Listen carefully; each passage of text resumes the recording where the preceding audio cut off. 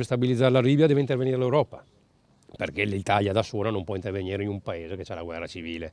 Per intervenire l'Europa devi dare il permesso di soggiorno a tutti, umanitario, così vanno in giro per l'Europa e l'Europa interviene. Questa è la soluzione, perché il cercare di tamponare mandandoli di qua e di là, 5 di qua, 10 di là, 50, è come svuotare il mare col secchiello, cioè non ce la farai mai. Flavio Tosi da Torreglia rilancia la sua proposta per far fronte all'emergenza profughi e torna a parlare della necessità di concedere ai migranti il permesso umanitario per la libera circolazione in Europa.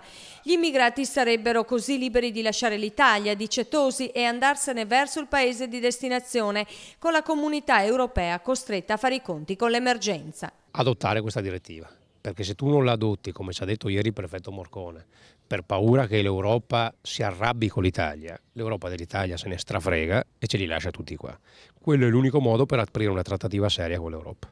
La mozione sarà presentata nei consigli comunali del Veneto, provinciali e in regione. Se ne è discusso anche ieri a Venezia nel corso del vertice con il prefetto Morcone, il capo del Dipartimento Immigrazione del Ministero dell'Interno. L'ha messo in maniera chiarissima il prefetto Morcone, che è il capo del Dipartimento dell'Immigrazione.